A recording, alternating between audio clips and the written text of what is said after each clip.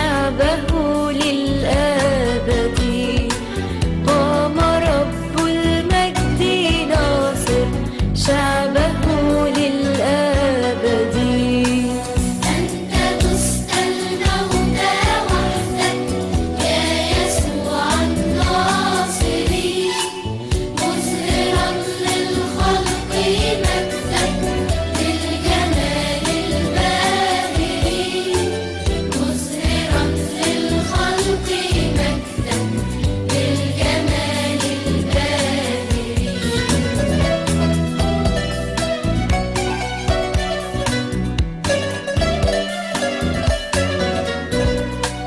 قام بكر الراقدين ظافرا معطي الحياة قام حقا ويقينا قام من بعد الوفاة قام حقا ويقينا قام من بعد الوفاة قام حقا ويقينا قام من بعد الوفاة أنت دست الموت وحدك يا يسوع الناصري مظهرا للخلق مجدك للجمال الباهر مظهرا للخلق مجدك للجمال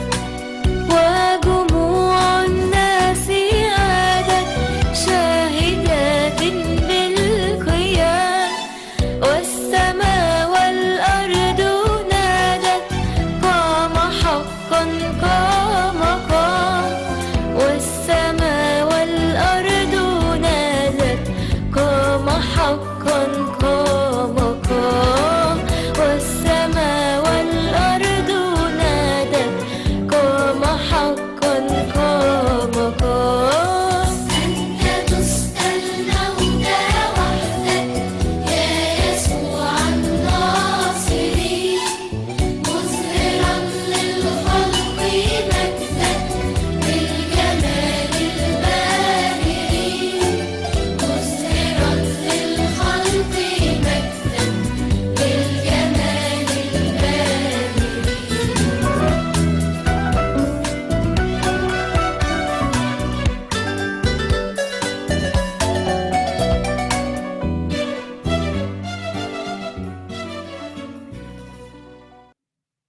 Amin. Puji Tuhan, dengan lantunan kasidah Timur Tengah yang menyemarakkan suasana Imlek juga sepertinya sangat mirip. Terima kasih puji Tuhan atas persembahan lagu tersebut. Sebagai doa buka kami mengundang rekan kami, Helen Tobing. Baiklah, mari kita sama-sama tunduk kepala. Bapa yang di surga, Bapa yang maha pengasih dan penyayang, terima kasih Bapa pada malam hari ini kami dapat berkumpul lagi untuk dapat memulai acara renungan Selasa malam dan mempelajari Islamologi. Bapak kiranya mau memimpin rekan-rekan yang lain yang belum bergabung agar mereka dapat bergabung bersama-sama sehingga mereka lebih mengerti pemaparan tentang bagaimana menginjil kepada saudara sepupu. Pimpin kami semua yang ada di Zoom ini Bapak, demikian juga terutama kepada Pendeta Togar Simanjuntak yang akan membawa renungan dan Tigor dan lain-lain yang akan membawakan Islamologi. Bapak pimpin acara ini, juga Bapak peralatan yang kami pakai, kiranya Tuhan memberikan kelancaran sehingga tidak ada kendala dalam kami memakai peralatan ini. Terima kasih Bapak sudah mendengar doa kami ini. Dalam nama Yesus kami berdoa. Amin. Amin. Amin. Ya, kami mengucapkan selamat malam juga kepada Bapak Sihombing yang dari tadi kami lihat sudah hadir pada waktunya. Begitu juga dengan Pak Tommy Ponto, begitu juga dengan Pak Gunawan, sahabat-sahabat kami yang setia selalu bersama-sama dengan How are you brother and sister dan Tua. Iya, selamat malam Pak Pendeta. Selamat malam Pak Gunawan. Sehat selalu ya Pak. Amin, amin. Puji Tuhan. Renungan pada Selasa malam ini akan dibawakan oleh sahabat kami dari How are you brother and sister dan Pua, Pendeta Togar Simanjuntak dengan judul Memelihara Persaingan yang Tidak Sehat. Oleh sebab itu, marilah kita mengundang Roh Kudus untuk hadir dalam acara renungan ini sambil kita mendengarkan lagu Into My Heart. Into my heart, into my heart, come into my heart, Lord Jesus, come in today, come in to stay. Come into my heart, Lord Jesus.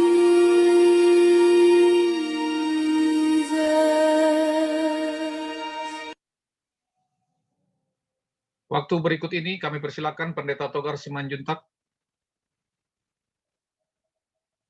Baik, terima kasih Roy. Salam, selamat malam bagi kita semuanya.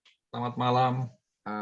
Selamat malam, saya kalau sapa nama-namanya sebagian saya kenal, sebagian mungkin hanya kenal wajah ya di Zoom. Tapi apapun itu kita bersyukur diberikan kesempatan untuk bisa bertemu dalam acara perbaktian kita Selasa malam. Secara pribadi saya mengucapkan terima kasih kepada Saudara Tigor Panggabean sebagai koordinator dari How are you brother ini, karena diberikan saya kesempatan pertama untuk berbicara di acara ini. Apakah mungkin karena saya nggak tahu alasannya kenapa ya Saudara Tigor, yang penting saya bersyukur, berterima kasih karena diberikan kesempatan indah ini. Karena bagaimanapun juga biasanya yang pertama itu yang istimewa. Ya, apa istimewanya itu walau alam lah. Itu ya nanti biarlah nanti kita lihat ke depan istimewanya apa, ada berkat-berkat khusus yang Tuhan berikan bagi kita.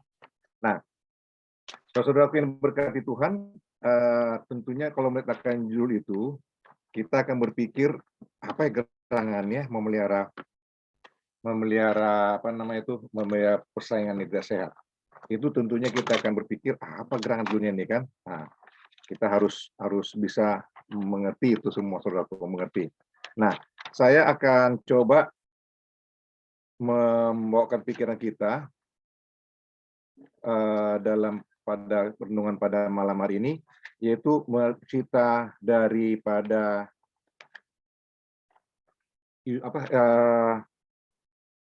Ishak dan Ribka, ya, Ishak dan Ribka. Kita tahu itu bahwa itu adalah suatu pelajaran bagi kita, bahwa itu hal yang memang sering kita lakukan. Nah, kalau saya bertanya dari judul itu, saya bawa dari Ishak dan Ribka itu, apa yang bisa saudara dapatkan? Nah, ini kuis juga ini. Kuis.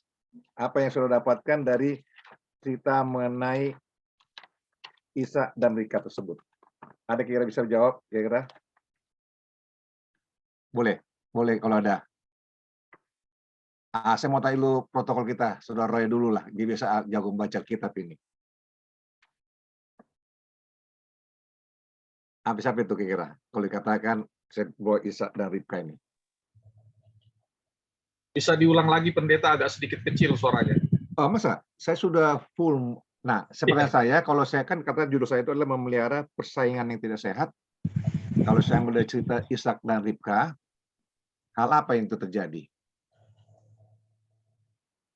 Ishak dan Ribka. Nah, ini dalam rumah tangga kita setiap saat dalam rumah tangga, baik di kantor, baik dimanapun kita berada, kita selalu mengadakan persaingan, memelihara persaingan tidak sehat baik di antara anggota keluarga, baik di antara teman-teman sekantor, apalagi mungkin kita contoh, bisa saja tanpa sadari mungkin seperti Dr. Roy sebagai mantan pimpinan kita di Rumah Sakit Bandung, bisa saja mungkin tanpa disadari ada yang memelihara suatu persaingan tidak sehat di antara karyawannya atau anak buahnya. Ya. Saya sendiri sebagai seorang anak, saya kadang-kadang saya berdua tuh setiap saat karena anak saya itu masing-masing punya selera. Ya, ada yang suka tempenya dibacan, ada suka tempe digoreng, ada juga tempe yang seperti model digulai. Nah, saudara bisa bayangkan 3 selera. Tidak dia boleh. Akhirnya kita harus ada kebijakan mengaturnya itu. Mungkin hari ini masakan tempe bacan, besok mungkin tempe yang goreng sama, besok ini. Jadi dan kita harus tepati. Nah, jadi ini saya mau coba garis bawahi pelajaran dari Ishak dan Ribka itu kalau saudara ambil dari buku Kejadian pasal 28, 26 dan juga pasal 28.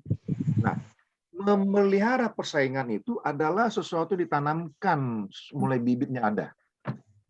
Kalau saudara katakan memelihara tanaman, saudara harus ada bibit yang perlu tanam. Nggak mungkin saudara memelihara sesuatu kalau nggak ada bibitnya. Itu sama aneh. Ada bibit. Nah, dalam hal Ishak dan Ribka ini terjadi, mereka mempunyai 2 orang anak, Esau dan Yakub. Ya. Mereka mengulangi banyak kejadian-kejadian dari kehidupan orang tuanya, Abraham dan Sarah.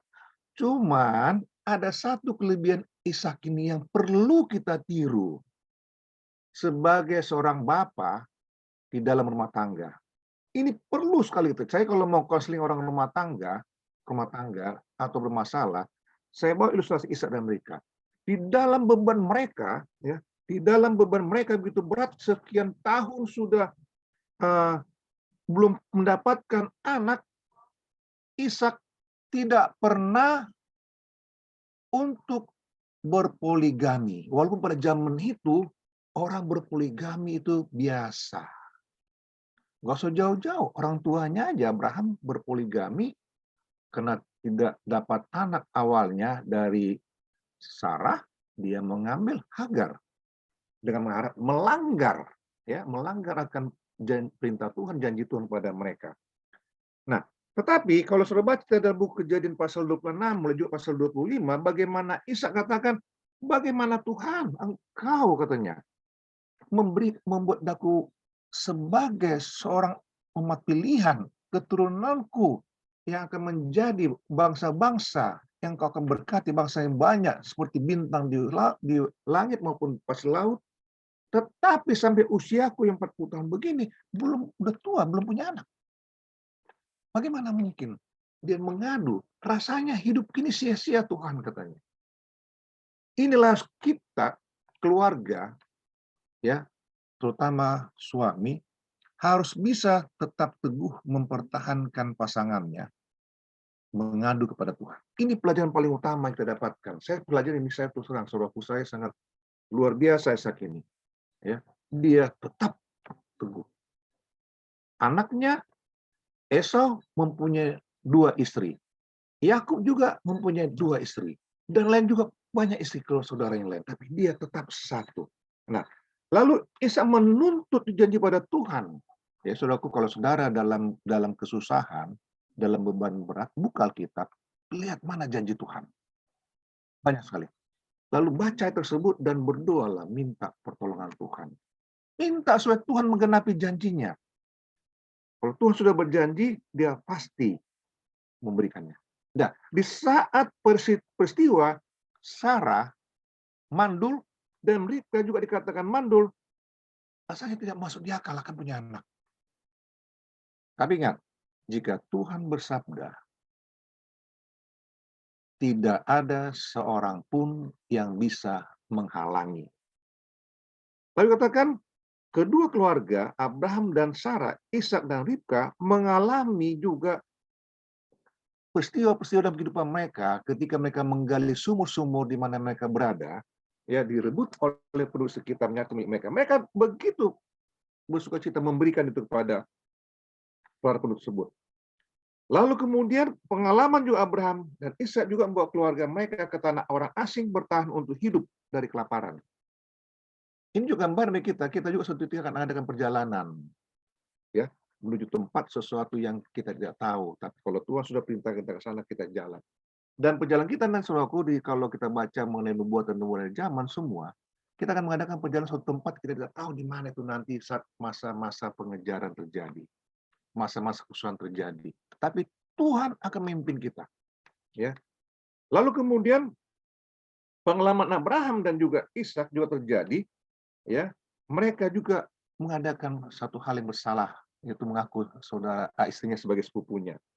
Nah, lalu kemudian saudaraku, mengapa ada persaingan yang tidak sehat? Nah, ini dimulaikan hobi, kesukaan suami istri berbeda.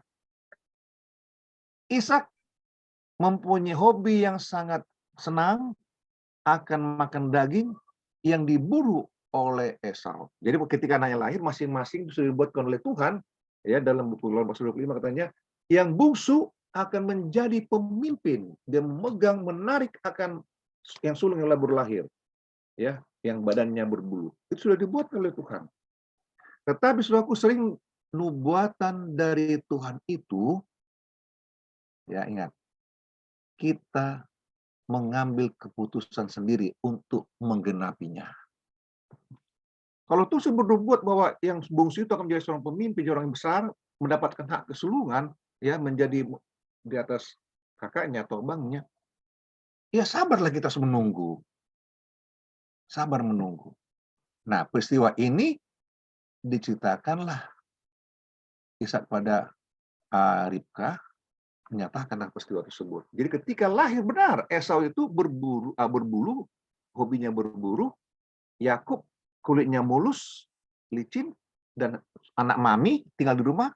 Jadi masing-masing Israelku mempunyai satu pilihan dari orang tuanya. Ishak sangat sayang kepada Esau. Dia selalu membela Esau karena Esau itu pintar berburu, menghidangkan masakan daging kepada seleranya. Kita tidak menyinggung masalah apa kita boleh makan daging atau enggak. Kita menyinggung masalah vegetarian di sini. Ya, Dokter David ya, kita bukan menyinggung masalah vegetarian di sini ya. Nanti dokter bilang, wah, pendeta bilang bisa makan daging katanya. Mati lawak nih kata orang Medan. Enggak, kita nggak ke situ. Ya, kita hanya menyinggung Ishak sangat suka dan senang akan daging buruan dari Esau. Sangat suka dia. Ya. Nah, saudaraku, Yakub sebagai anak mami sangat dekat dengan mamanya. Nah, ini satu hal juga karena Ishak sangat hobi makan daging. Nah, ini juga saya pelajari saudaraku. Temperamen Ishak juga jadi uncontrollable. Jadi susah dikontrol. Ya, dia kadang-kadang suka meledak-ledak. Jadi saya nggak tahu ini nanti dokter bisa kita bikin seminar. Apakah betul kalau orang mau hobi makan daging, temperamennya menjadi uncontrollable dan suka meledak-ledak? Nah, itu nanti mungkin bisa diuraikan dari segi efek pertumbuhan fisik ya.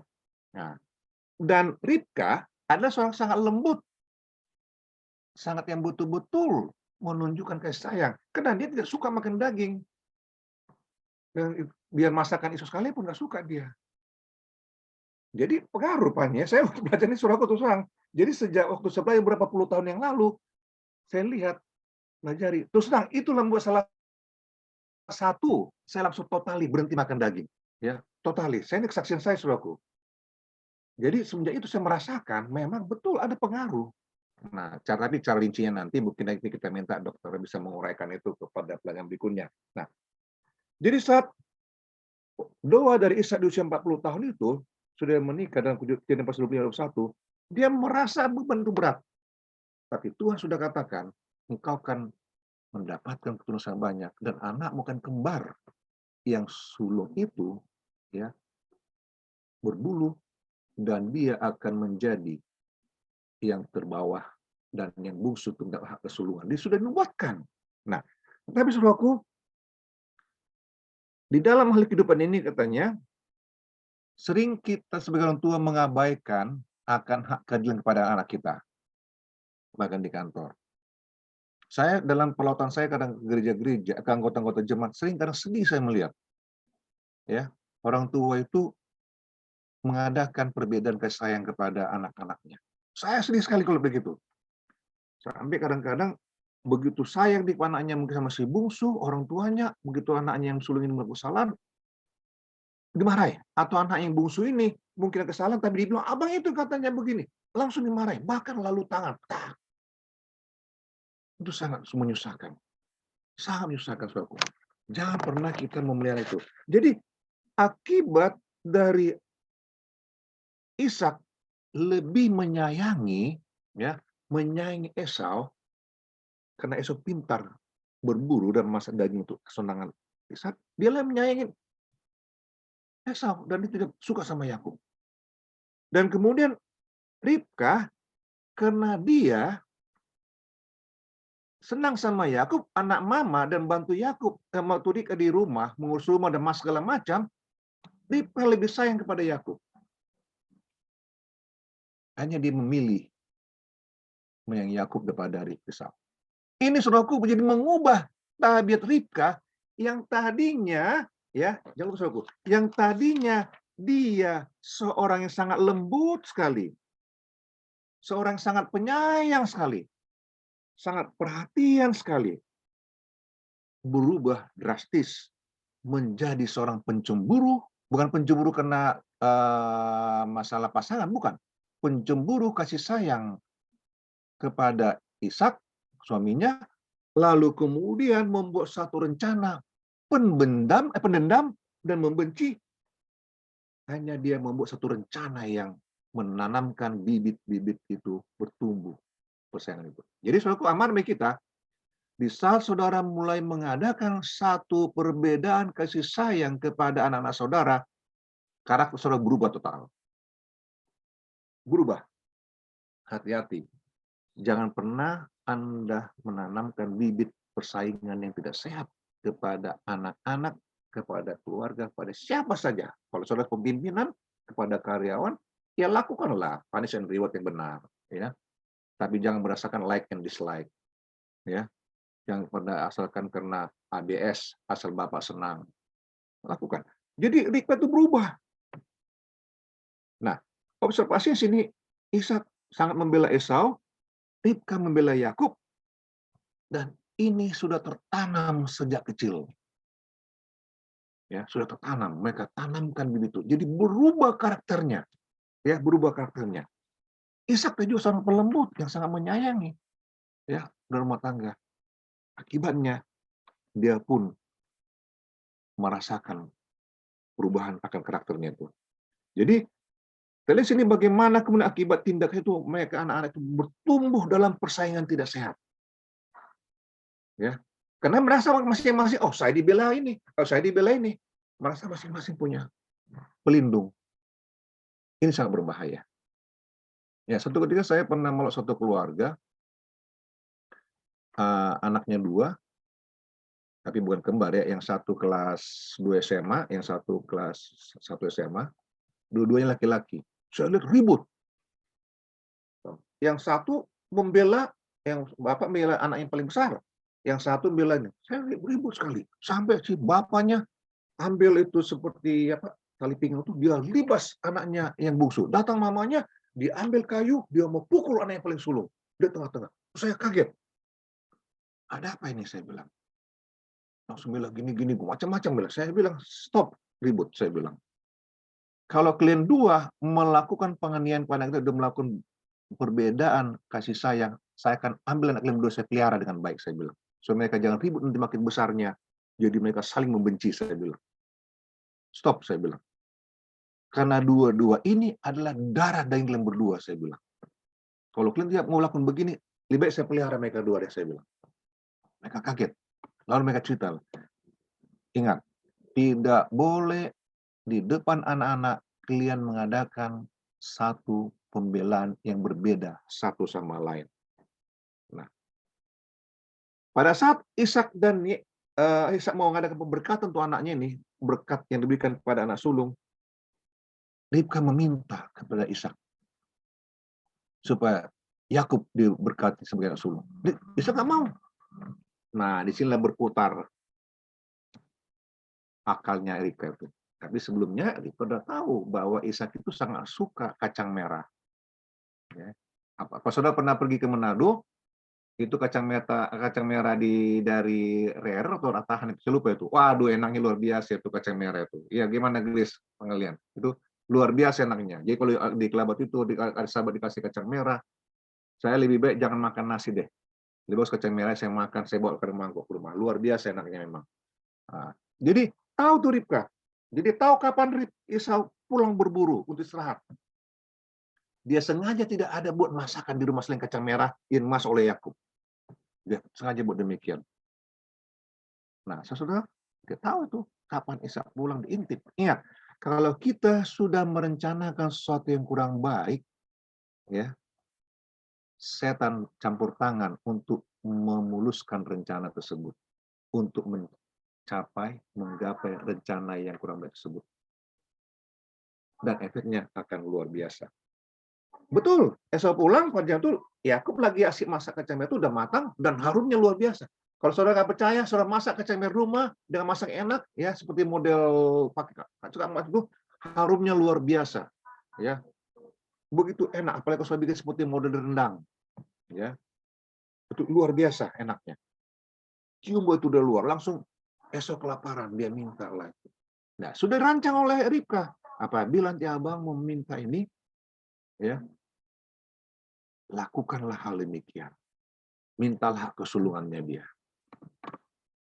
Nah, saudara, inilah langkah yang kurang tepat dilakukan seorang ibu. Dia mendahului rencana Tuhan. Nah, gitu. Nah, saudaraku, lalu kemudian Ishak pun melakukan demikian. Dia minta dan Yakub melakukan apa yang diperintahkan orang tuanya, dan dia pun mendapatkan hak sulung itu, pandang enteng, ya, pandang enteng. Nah, saudara, Esau pandang enteng dengan hak sulungnya dan menjualnya dengan semangkuk kacang merah. Tindakannya ini adalah tidak tertarik pada perkara yang serius, tidak tertarik kepada kepemimpinan di masa depan. Seorang yang katanya dianya cinta diri, orang biasa, tidak mau berkembang, pandang enteng kepada hak sulungnya dan hal masa depan. Dia tidak tepat menjadi seorang pemimpin. Sekali saudara memandang enteng akan sesuatu hal, masa depan saudara tidak peduli, maka saudara akan hancur. Ya, akan hancur. Jadi, saudaraku, dalam hal ini persaingan itu semakin meruncing.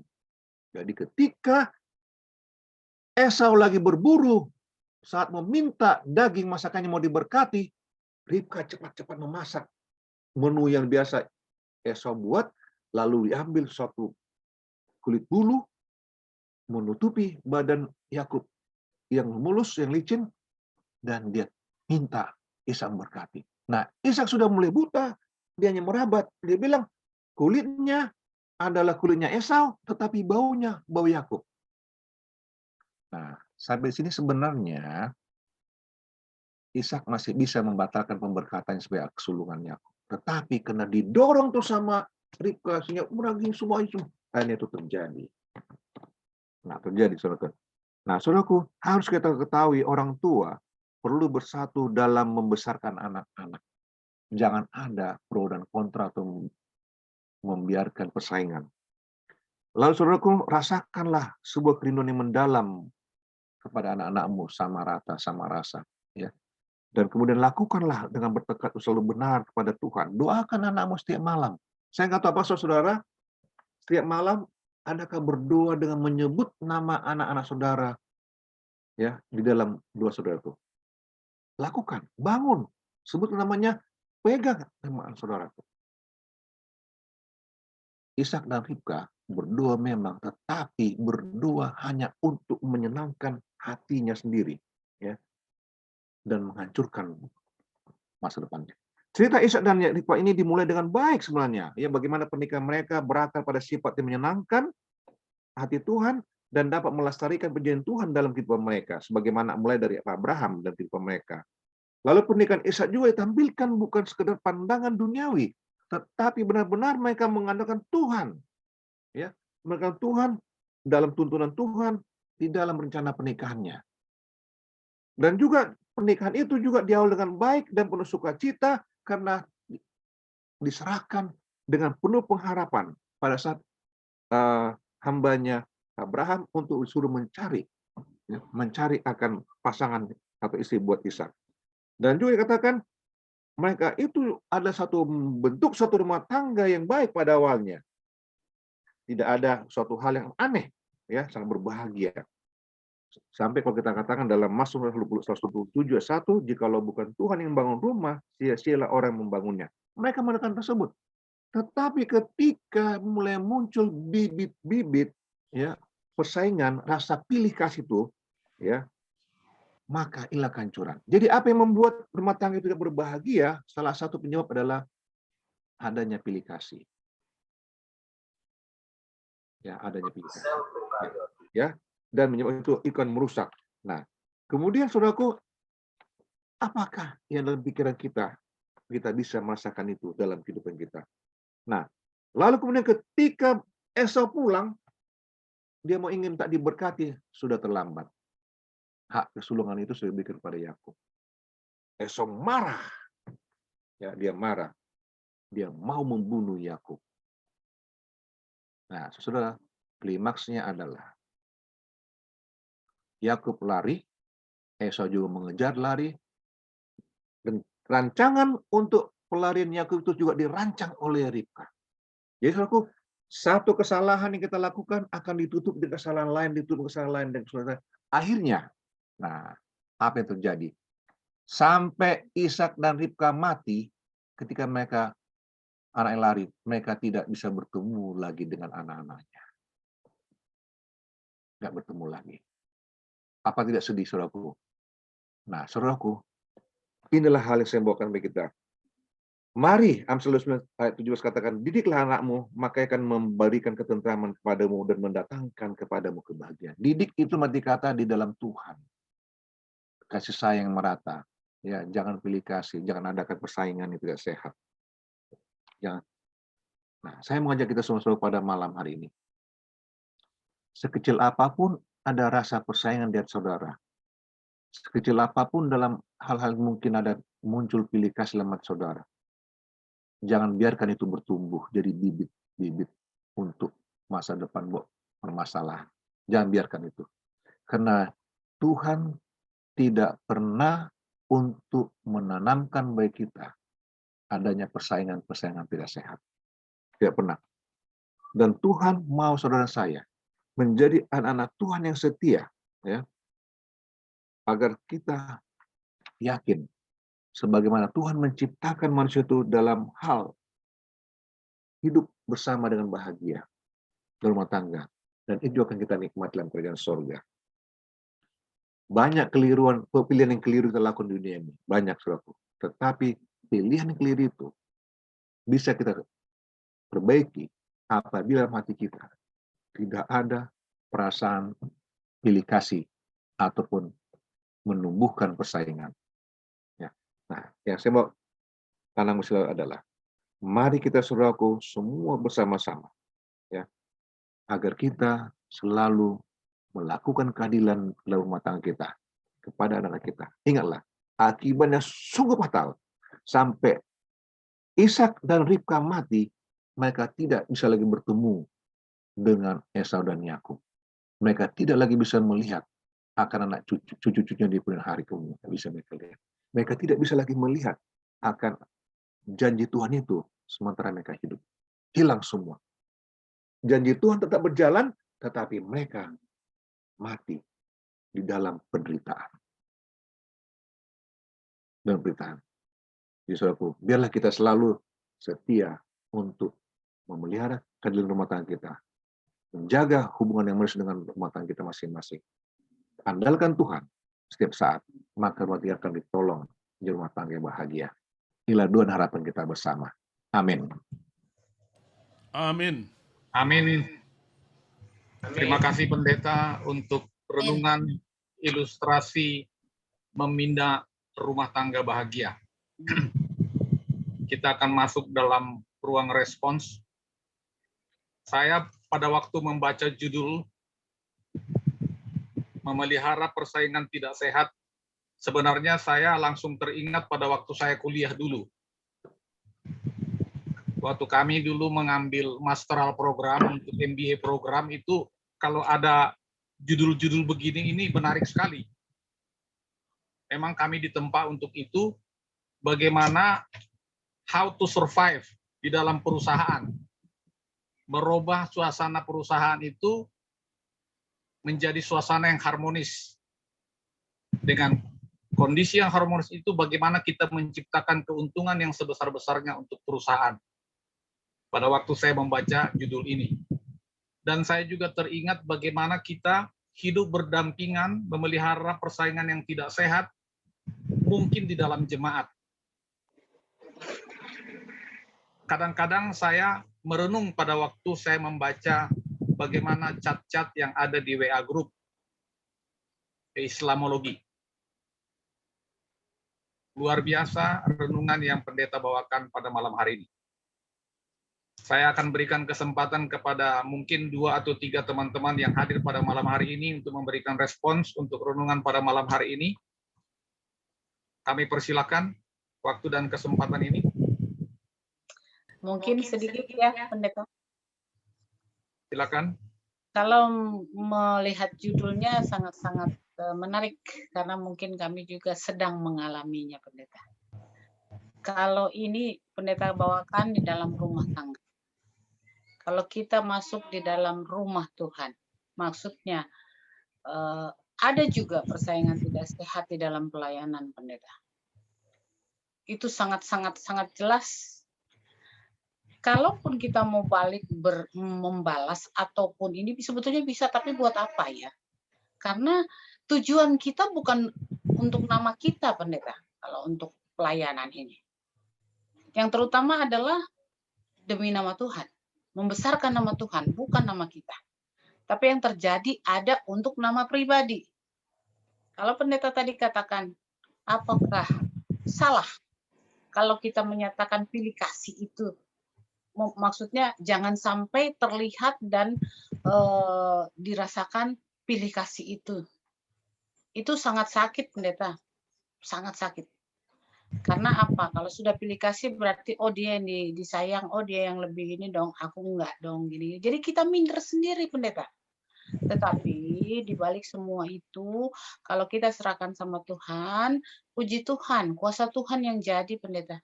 Sekuat apapun topan itu mau menghancurkan, bahkan mau melenyapkan kita, tapi kalau Tuhan tidak izinkan, tidak akan jalan, tidak akan jadi. Itu. Jadi saya bersyukur dalam hal ini, terima kasih Pendeta, karena memang pilih kasih itu hal-hal yang sangat-sangat nggak enak, Pendeta. Sangat nggak enak. Karena apalagi di dalam pelayanan, kasihan anggota yang lihat, Pendeta. Jadi dalam hal ini kok yang atas ribut melulu, kita kok jadi gimana dong? Jadi kita berharap mudah-mudahan dengan firman yang Pendeta bawakan tadi membuka hati dan pikiran kita, jangan sampai kita yang menjadi penggenap nubuatan itu. Kita berharap bahwa kita bukan masuk di golongan yang memang melakukan persaingan tidak sehat itu. Terima kasih Pendeta. Mohon doanya semua buat semoga kita mengambil bagian yang sebelahnya lah gitu. Terima kasih, Tuhan berkati. Silakan yang lain.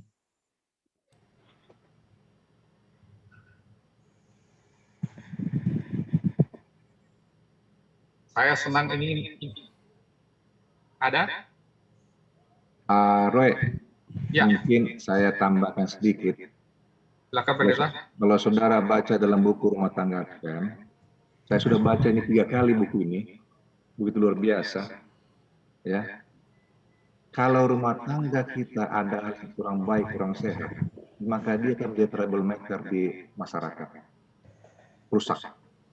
Nah, dan juga di gereja. Jadi perhatikanlah, seperti kalau ada orang selalu buat troublemaker di gereja, buat masalah itu, saya telusuri latar belakang keluarganya. Rata-rata keluarganya ini, bukan katakan broken home ya, enggak, masih ada nama papanya, masih tapi rata-rata tidak harmonis keluarga tersebut. Sudah ada terjadi di yang baik. Tapi kalau keluarganya harmonis, penuh kasih dan stabil dan tidak pilih kasih, dia akan menjadi penopang gereja, menjadi orang-orang yang menjadi sukses di masyarakat, dan menjadi anak Tuhan yang sesuai. Jadi jagalah rumah tangga saudara, ya, supaya tetap bahagia dan jaga keharmonisannya kasih yang sejati. Baik, Pendeta. Terima kasih. Ini ada rekan kita Tigor, silakan. Terima kasih Roy. Terima kasih Pak Pendeta atas firman Tuhannya. Saya melihat pelajaran yang bagus dari Esap dan Ribka ini ya, berbicara terkait perbedaan. Jadi dari awal sudah terjadi perbedaan ya, padahal mereka kembar.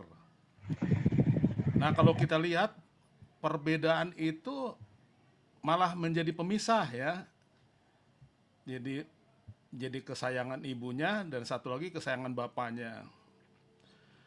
Ini sesuatu yang menarik ya di dalam kehidupan kita juga di grup ya, mungkin di rumah tangga juga, berteman juga.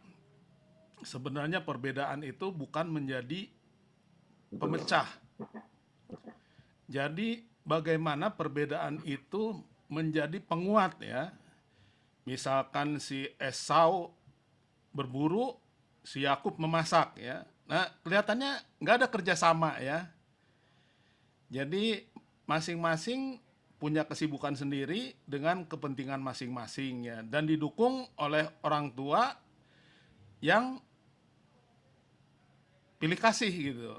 Akhirnya muncullah perpecahan ya. Luar biasa ya, sampai mereka berpisah, nggak melihat ibu bapaknya meninggal.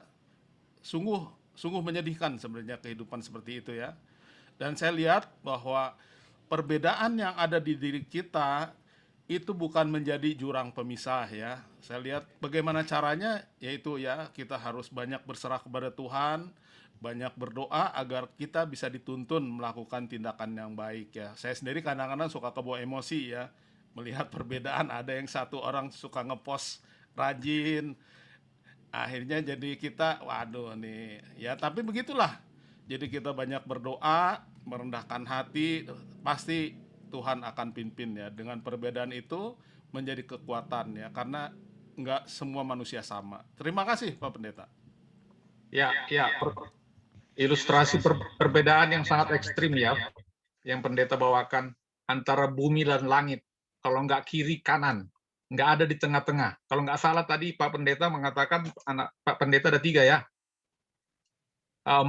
Ya mungkin masih ada kombinasi-kombinasi di antaranya. Tetapi kalau antara Esau dan Yakub itu enggak, tidak ada kombinasi. Pokok yang satu kiri, yang satu kanan, yang satu langit, yang satu bumi. Silakan yang lain.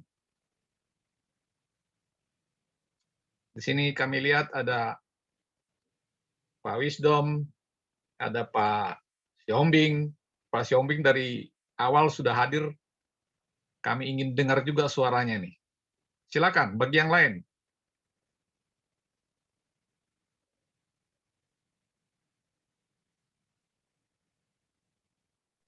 Sepertinya Pak Roy. Ya, silakan Pak Gunawan. Iya, saya mau tanya ke Pak Pendeta. Itu Silakan. perbedaan belum tentu menuju kepada apa tadi dibilang pemecah ya. Ya. Buktinya di zaman Belanda itu dia berhasil loh.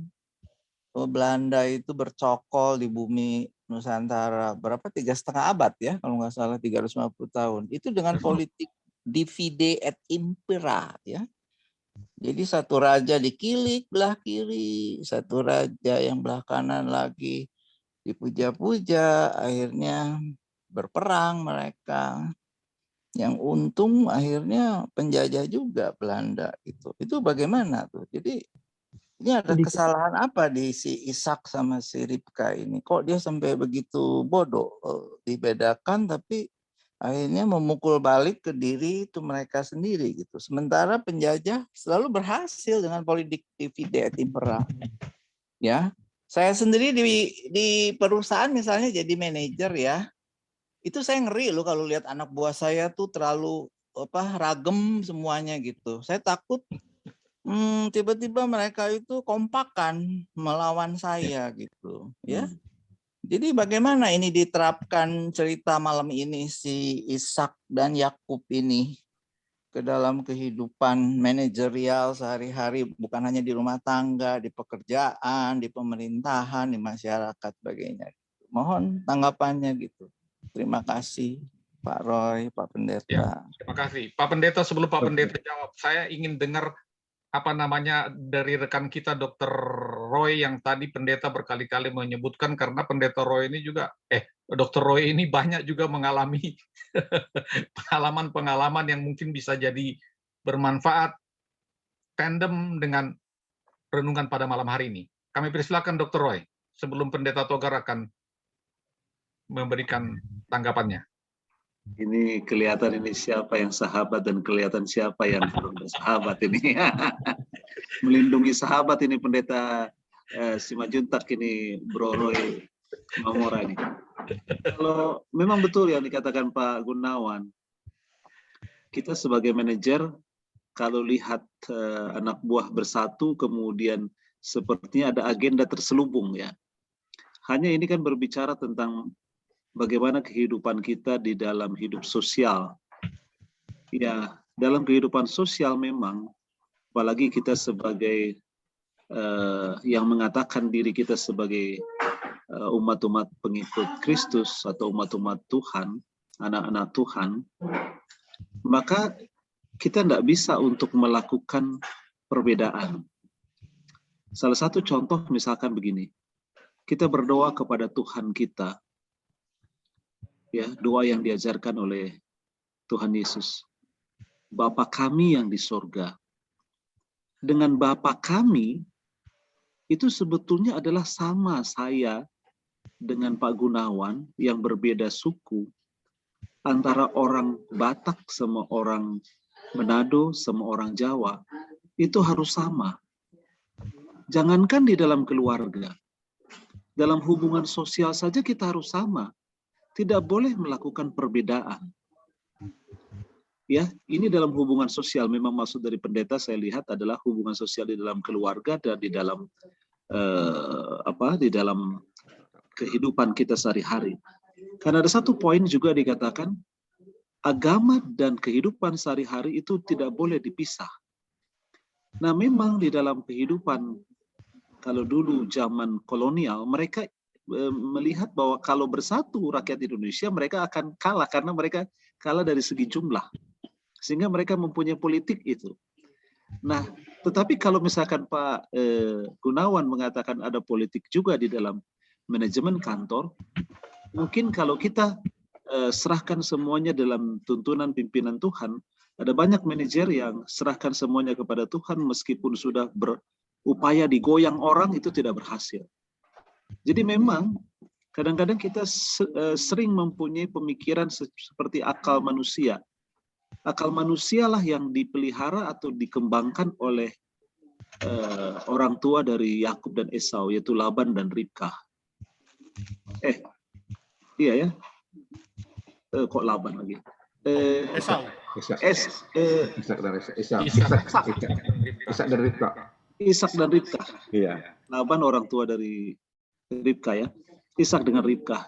Jadi Ishak dan Ribkah merasa bahwa itu adalah fine-fine saja, tetapi itu tidak benar. Makanya kan kita harus berubah. Dan memang semakin kita matang, semakin kita menjadi dewasa, kita akan lihat kesalahan-kesalahan yang kita lakukan yang mirip dengan kesalahan-kesalahan dari umat-umat Tuhan di dalam Alkitab. Tetapi yang saya lihat himbauan dari hamba Tuhan Pendeta Simanjuntak adalah jangan kita lakukan kesalahan yang sama di dalam hubungan sosial, baik di dalam keluarga, terlebih di dalam lingkungan gereja. Ya, tadi dikatakan oleh Ibu Grace, jangan di dalam gereja kita ada juga yang like and dislike itu. Ya, kita tidak bisa melakukan hal itu. Kalau kita lakukan, berarti kita dengan perkataan lain tidak mengaku Bapa kita, Tuhan itu sebagai Bapa kita. Karena dengan mengatakan Bapa kita kepada Allah, itu berarti kita semua tidak ada perbedaan. Itu mungkin tambahan atau sedikit yang boleh saya sampaikan berdasarkan pandangan saya. Terima kasih. Baik. Terima kasih Dr. Roy. Silakan Pendeta Simanjuntak. Baik, terima kasih. Ini pertanyaan dari Pak Gunawan ini berdasarkan pengalamannya karena saya lihat dari sun kata-kata itu luar biasa ya. Nah, kalau kita kaitkan itu benar seperti kata dari Dr. Roy, kenapa orang Belanda atau penjajah itu berhasil mengeruk harta benda kekayaan Indonesia itu karena mereka memecah belah, membuat persaingan-persaingan satu sama lain sehingga ada unsur kecemburuan, unsur-unsur musuh dianggap orang lain saudara itu semua. Nah, jadi suatu ketika saya pernah tadi katakan bagaimana kita menghadapi karyawan korporat seperti mereka berkumpul seperti mau kudeta atau apa namanya itu. Nah, ketika saya pernah diajak teman saya untuk berdoa di kantornya. Dia bilang, tolong doakan saya dulu Bang. Kenapa? Saya bilang ada masalah apa? Walaupun sangat bagus waktu itu. Dia senior manager membawai ada beberapa manajer muda. Kenapa? Karena saya lihat di sini ada beberapa orang yang sepertinya mengadakan suatu kudeta. Tapi saya lihat dia tenang aja. Saya tahu latar belakang keluarganya ini sangat harmonis dan penuh dengan kasih sayang dan tidak ada perbedaan antara bersaudara, mereka ada 5 orang. Saya bilang gini ya, saya yakin kamu bisa, saya bilang. Kenapa ngomong itu? Karena dalam rumah tanggamu kalian tidak ada unsur-unsur cemburu, tidak ada unsur-unsur persaingan yang tidak sehat, semua sangat berbahagia dan harmonis. Dan saya yakin kamu itu bisa mengatasi semua, karena itu bisa kau terapkan apa yang dilakukan oleh orang tuamu kepada anak-anakmu. Kepada kamu di rumah tangga, pada situ pasti kau bisa. Dia diam. Oh iya, benar katanya. Langsung dia tersenyum melebar. Dan sebentar, tapi tetap kami berdoa, dia langsung mengadakan pendekatan dengan orang yang kelihatan mau sama itu, dan semua lama-lama kondusif, jadi baik semua. Jadi kalau Pak Gunawan, kalau kita dari dasarnya kita mempunyai prinsip yang tidak ada pilih kasih, tidak membuat satu persaingan tidak sehat kepada dalam keluarga kita dan kepada karyawan kita, pasti semua akan aman. Itu biasa, akan ada timbul intrik di sana, itu riak itu musnah bisa muncul. Tetapi akhirnya itu semua akan bisa aman dan nyaman kembali kalau di hati kita memang tidak ada membedakan suatu ini lebih baik berdasarkan like dislike ya. Tetapi kalau kita membuat PBN itu karena betul-betul berdasarkan karirnya, bagaimana prestasinya, itu terjadi. Ya pasti akan baiknya akhirnya. Jadi memang dia buat demikian. Memang dia lakukan sesuatu yang baik. Jadi ada kecemburuan juga, tetapi dia lakukan tes semua dengan baik semua, semua nyaman. Jadi kalau kita ketakutan, nah yang perlu kita review adalah diri kita. Kenapa saya takut ya? Kalau kita selalu melakukan yang baik, yang benar, dan tidak pilih kasih, kita akan tenang dan nyaman. Karena Tuhan tidak akan pernah membiarkan hambanya, umatnya, kalau selalu bergantung kepadanya, dan selalu bersama dia akan tetap bisa melalui badai itu. Kalau sudah baca buku rumah tangga Advent itu sangat jelas diuraikan anak-anak Tuhan yang setia itu akan bisa mencapai sukses dan bisa melalui badai itu seberapa besar pun itu terjadi. Saya yakin itu Pak Gunawan juga bisa lakukan itu ya kalau selalu bergantung pada Tuhan. Itu saya tambahan dari saya. Baik, terima kasih Pendeta. Ya, jadi kita simpulkan dari renungan pada malam hari ini adalah membina rumah tangga bahagia sebagai dasar untuk segala sesuatunya. Kalau anak-anak kita sudah bina, mereka pun di dalam karir mereka, mungkin di gereja, mungkin di perusahaan, mereka akan membawakan tabiat-tabiat yang sesuai dengan kehendak Tuhan. Itu ya Pak Gunawan ya. Nah, jadi renungan kita, respons kita pada malam hari ini, waktunya cukup sekian. Kita akan masuk pada babak kedua, yaitu Islamologi. Di depan rumah saya sekarang ini lagi ramai. Ini beberapa minggu ini saya katakan ya. Rupanya mereka ada membentuk satu grup zikir. Ramai ini. Saya pikir tadi kalau lagu tadi waktu host Kang Tigor tadi putar, kalau mereka dengar saya pikir wah mungkin indah juga nih, seru juga. Karena begitu jam 6 azan maghrib mereka sudah mulai. Mereka akan selesai nanti jam 10:30. Luar biasa. Mudah-mudahan ini ruangan saya ini dengan zikir di sana, mudah-mudahan ada kontak batin. Kita akan masuk pada babak kedua yang akan dibawakan oleh Kang Tigor, Kiblat Yerusalem dan Jumatan. Kami persilakan. Baik, selamat malam. Terima kasih Roy. Tadi kita memulai acara ini telat 15 menit ya. Jadi kita melihat bahwa kita beristirahat 1,5 bulan. Kenapa kita beristirahat? Karena kita perlu relaksasi ya. Dan relaksasi itu kita lakukan karena kita memiliki beban. Jadi kalau kita perhatikan bahwa sesudah kita banyak istirahat dan kita memulai kembali, ternyata jumlah yang hadir makin sedikit ya. Jadi sebenarnya ada pelajaran yang bagus yang kita dapatkan bahwa pelayanan itu jangan menjadi beban, tapi menjadi kesukaan. Nah ini yang kadang-kadang susah ya, dan itu harus kita rubah agar itu menjadi kesukaan bagi diri kita. Jadi kalau kita nggak mengadakan malam renungan, harusnya kita merasa nggak enak. Tapi karena kita kelamaan istirahat, akhirnya kayaknya jadi beban. Jadi begitu saya melihatnya ya. Jadi bahwa hubungan dengan Allah pun seperti itu. Jadi kalau kita berhubungan dengan Allah, kemudian terputus, kita biasa-biasa aja. Nah pada saat kita akan memulai berhubungan lagi, itu kayak jadi beban ya. Jadi saya melihat mungkin kita usahakan bahwa acara Selasa malam ini bukan beban bagi diri kita, tapi merupakan kesukaan ya. Dan ini adalah proses ya. Jadi ada satu peribahasa, persekutuan adalah persahabatan ya. Terbalik, persahabatan adalah persekutuan, itu dari Plato kalau tidak salah, saya lupa itu. Jadi saya lihat, jadi persekutuan itu jangan pernah terputus. Jadi kita usahakan untuk kedepannya kita jangan ada istirahat ya, agar makin semangat terus, jumlahnya makin bertambah. Tadi kita memulai awal-awal itu jam 12 ya, jumlah 12 di jam lewat 15 menit ya. Jadi saya melihat bahwa kita menjadi melemah. Tapi itulah proses ya. Baik, saya akan sharing mengenai kiblat Yerusalem dan Jumatan. Pada malam hari ini juga hadir Ibu Nurhayati Burhanuddin ya. Ini teman saya SMA. Dia banyak menyokong saya dengan naskah-naskah orang tuanya, almarhum Pendeta Ripai Burhanuddin ya. Saya mengucapkan banyak terima kasih.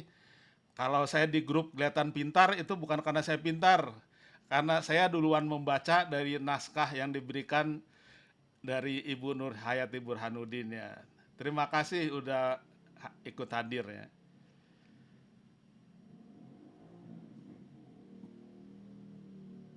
Judul malam ini kiblat Yerusalem dan Jumatan. Nah, di sini saya akan bercerita mengenai awal dari kiblat agama Islam ya. Saya akan mulai dari sejarah hidup Nabi Muhammad ya. Jadi Nabi Muhammad ini berasal dari bangsa Arab, Quraisy ya, melalui turunan Ibrahim. Ini dari suku, dari Qusay namanya, dia dianggap sebagai pahlawan kota Mekah yang merebut Mekah dari Bani Khuzah yang telah menguasai 200 tahun ya kota Mekah. Qusay ini turunan dari Ibrahim, tetapi karena Mekah udah dikuasai selama 200 tahun oleh Bani Khuzah yang merupakan penyembah berhala, akhirnya Qusay juga sudah mengikuti agama berhala, penyembah berhala, dan istrinya sendiri adalah turunan dari Bani Qusay ya. Anak dari Kusai ada 3, diberi nama Abdudar. Abdudar artinya hamba berhala. Abdu tuh menjadi abdi ya, jadi abdidar, jadi hamba berhala. Abdu Manap, hamba berhala Manap. Abdu Usa, hamba berhala Usa. Jadi itu nama 3 anaknya ya. Muhammad adalah keturunan dari Kusai melalui Abdul Manap ya. Abdul Manap mempunyai anak Hasim, Hasim mempunyai anak Abdul Muthalib ya. Abdul Muthalib ini tokoh pemerintahan di Mekah ya. Dia sebagai pimpinan di saat Ka'bah menjadi pusat penyembah berhala. Saat Abdul Muthalib memiliki 9 anak pria, dia bernasar bahwa kalau lahir lagi 1 anak pria yang ke-10, dia akan kurbankan ya kepada berhala, jadi akan dipotong. Lahirlah Abdullah, diberi nama Abdi Allah ya. Abdullah, hamba Allah. Namun pendeta berhala menyarankan jangan melakukan itu karena tindakan itu tidak baik. Akhirnya disarankan untuk memotong 100 ekor unta. Akhirnya Abdullah tidak dipotong ya. Jadi Abdullah inilah yang menjadi ayah dari Muhammad ya. Abdullah menikah dengan Aminah, putri dari Wahbi bin Abdul Manap bin Zura. Jadi ini penyembah berhala juga. Tapi 3 bulan kemudian Abdullah sakit lalu meninggal. Dan Aminah mengandung 3 bulan ya. Tepat pada tanggal 20 April tahun 571, Aminah melahirkan anak dan diberi nama Muhammad ya oleh kakeknya ya, Abdul Muthalib. Pada saat itu nama Muhammad sudah digunakan oleh 3 orang. Ada pula yang menceritakan ada 16 nama Muhammad. Alasan Muthalib memberi nama Muhammad karena ada cerita akan hadir seorang rasul dari negeri Arab ya. Jadi itu dari kitab agama kuno dan juga ramalan dari ahli nujum. Pada usia 6 tahun, ibunya Muhammad meninggal. 2 tahun kemudian, kakeknya meninggal. Kemudian Muhammad diserahkan kepada pamannya Abu Manap atau dikenal juga sebagai Abu Talib yang miskin. Dikatakan bahwa Muhammad hidup miskin dan buta huruf. Walaupun dia hidup miskin dan tidak memiliki orang tua, tapi Muhammad memiliki budi yang sangat luhur. Karena kebaikan hatinya, ia dipanggil oleh temannya Al-Amin, yang artinya orang dapat dipercaya. Sedangkan nama Muhammad sendiri jarang disebut ya, jadi dia dipanggilnya sebagai Al-Amin. Di masa remaja Muhammad, Abu Talib mengusahakan supaya ia mempunyai mata pencaharian. Muhammad pun dipekerjakan kepada seorang janda kaya bernama Khadijah, yang suka menyuruh orang-orang Mekah membawa dagangan ke negeri Syam. Ini Syam itu di sebelah utara kota Mekah ya. Jadi itu Syria, Lebanon, dan di daerah utara lah yang mendekati Afghanistan ya. Oleh karena kejujurannya, Muhammad mendapat keuntungan lebih banyak dibandingkan orang-orang yang membawa barang dagangan Khadijah. Dan Muhammad sangat disenangi oleh Khadijah, hingga akhirnya Khadijah jatuh cinta kepada Muhammad karena keluhuran budi pekertinya. Tahun 596, Muhammad menikah dengan Khadijah. Saat itu usianya 25 tahun, sedangkan Khadijah berusia 40 tahun, jadi selisih 15 tahun. Muhammad dinikahkan oleh Warakah bin Naufal, ini paman dari Khadijah ya, ia seorang Kristen di Mekah. Sejak kecil Muhammad hidup di antara orang-orang yang menyembah patung berhala ya. Tapi Muhammad tidak ikut serta penyembahan berhala itu dan benci kepada perbuatan orang-orang sekeliling itu. Setelah Muhammad usia 40 tahun, kian mendalam hasratnya untuk menjauhkan diri dari masyarakat. Dan dia lebih sering menyendiri dengan tujuan hendak menenangkan pikiran, menjernihkan angan-angan, dan mengheningkan cipta untuk mencari kebenaran yang hakiki.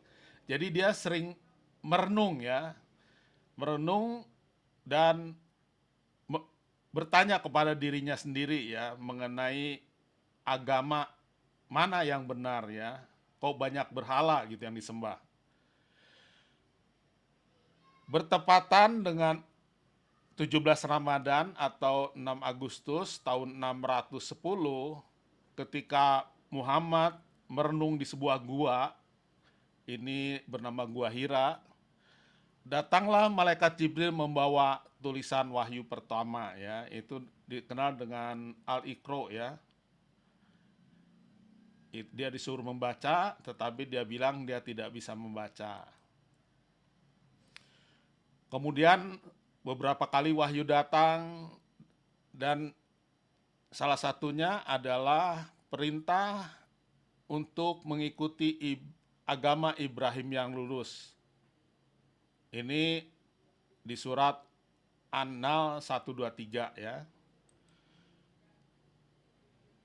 Dikatakan ada 9 orang saudaranya yang menjadi umat Islam mengikuti Muhammad ya. Nama-nama mereka ada di sini. Nanti dari 9 orang ini 3 orang menjadi penerus dari Nabi Muhammad ya.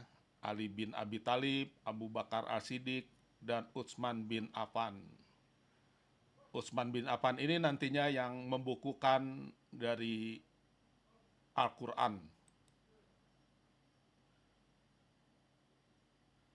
Ini juga ajaran Islam pada ayat Al-Baqarah 132 ya. Jadi ini menceritakan ketika Yakub hendak meninggal dan dia bertanya kepada anak-anaknya. Jadi mereka akan menyembah Tuhan dan Tuhan para bapak terdahulu, bapak dari Tuhannya Ibrahim, Ismail, Ishak, yaitu Tuhan yang Maha Esa. Dan kami berserah kepada dirinya, berserah diri kepadanya ya. Ini makna dari Islam ya, berserah diri kepada Tuhan. Demikian juga turun lagi wahyu Al-Maidah 111. Ini ajaran dari agama Islam ya, berserah diri kepada Tuhan.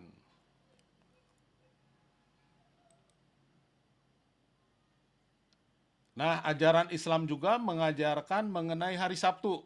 Ini tertulis di dalam An-Nahl 123, 124 ya. Dan dikatakan supaya mengikuti agama Ibrahim dan diwajibkan menghormati hari Sabtu ya. Demikian juga di surat yang lain, hari Sabtu menjadi peringatan bagi orang-orang di masa itu dan bagi mereka yang akan datang kemudian.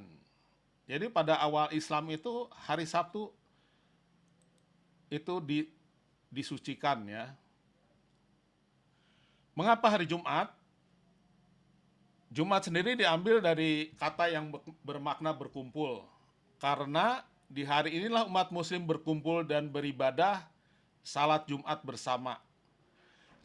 Syariat ini datang karena Rasulullah ingin membedakan hari ibadah kaum Yahudi yang beribadah pada hari Sabtu dan kaum Nasrani yang beribadah pada hari Minggu.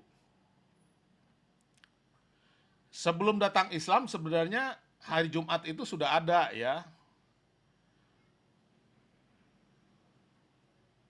Ini disampaikan oleh Ka'ab bin Lu'ay.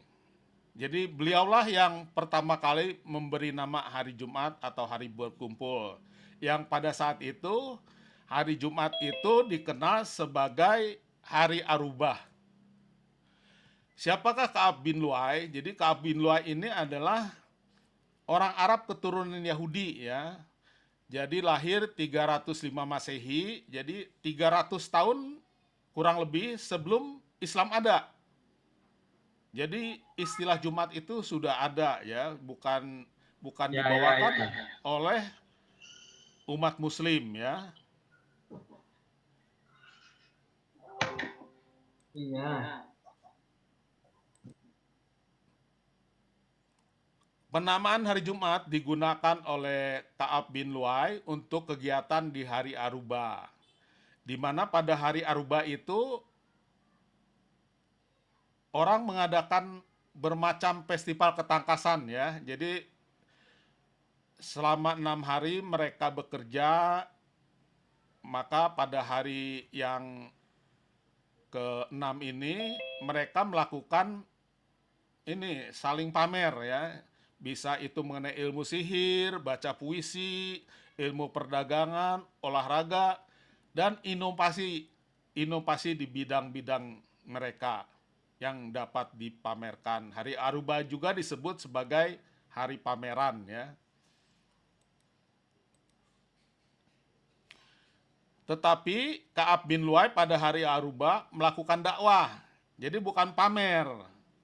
Jadi dia bikin satu kubikal tersendiri atau tenda sendiri, dan di situ dia mengajarkan dakwah mengenai Ibrahim ya, mungkin diskusi agama ya.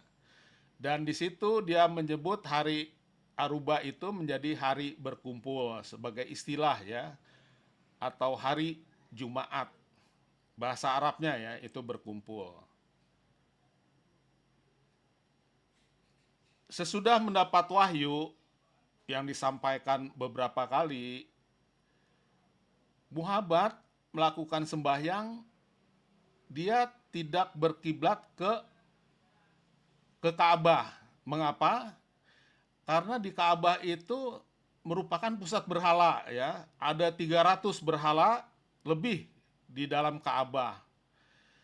Muhammad sembahyang, dia menghadap ke Baitul Muqaddis ya. Jadi Bait Allah, Baitul Kudus, Bait Kudus yang berada di Yerusalem. Dan itu dilakukan terus ya. Perintah sholat itu di Al-Quran tidak disebutkan kapan dimulai, tetapi di dalam hadis ada dikisahkan yaitu mengenai Isra Miraj ya. Jadi perintah sholat itu muncul di Isra Miraj. Jadi saat di Mekah sudah diwajibkan untuk melakukan sholat ya. Sedangkan sholat Jumat itu belum ada di dalam Al-Quran ya. Tetapi Muhammad sudah memerintahkan kepada sahabatnya di Madinah, karena di Madinah lebih cepat berkembang agama Islam dibandingkan di Mekah. Jadi dia memerintahkan kepada sahabatnya di Madinah untuk melakukan sholat Jumat ya. Jadi pada saat hari berkumpul, di hari Arubah, jadi pada saat festival, lakukanlah sembahyang Jumat ya. Jadi dikatakan dari kitab fikih Islami Adilatuhu ya, Nabi Muhammad diizinkan untuk melaksanakan salat Jumat sebelum melaksanakan hijrah. Akan tetapi kaum muslim tidak bisa berkumpul di Mekah, maka Nabi Muhammad menulis surat kepada Mus'ab bin Umair yang berada di Madinah. Isinya, Amma badu, perhatikanlah pada hari ketika orang Yahudi mengumumkan untuk membaca kitab Sabur di hari Sabatnya, kumpulkanlah wanita-wanita dan anak-anak kalian, jika siang telah condong separuhnya di tengah siang hari Jumat, mendekatkanlah kepada Allah dengan 2 rakaat. Jadi ini disuruh melakukan sembahyang Jumat ya, pada saat hari Arubah. Ini memang mereka pada saat itu berkumpul. tapi diperintahkan pada siang hari mulai melakukan persiapan untuk memasuki Sabat. Kenapa dilakukan siang hari? Ini maksudnya untuk membedakan dengan orang-orang Yahudi ya. Orang Yahudi memulainya pada matahari terbenam, tetapi umat Islam melakukannya pada siang hari.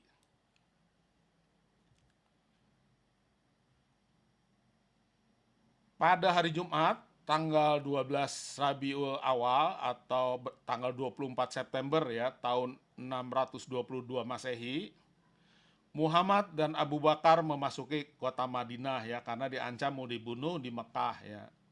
Nah, di Madinah pun mereka tetap melakukan kiblat ke Baitul Muqaddis ya, ke Yerusalem. Di Madinah, Muhammad berpuasa bersama orang Yahudi dan mengikuti aturan Yahudi dengan harapan mereka pun mengikuti ajaran Nabi Muhammad. Karena Muhammad pun tahu bahwa orang Yahudi sedang menanti kedatangan seorang nabi. Tapi kerasulan Muhammad itu tidak diterima oleh orang Yahudi, bahkan diolok-olok ya. Kenapa diolok-olok? Karena dia tidak memiliki aturan agama. Kiblatnya sama dengan orang Yahudi. Jadi hanya meniru-niru saja. Dan seperti yang kita ketahui, agama Yahudi itu adalah agama turunan ya, bukan agama dakwah. Jadi Muhammad kecewa ya, karena ternyata orang Yahudi pun hanya mengolok-olok mereka ya.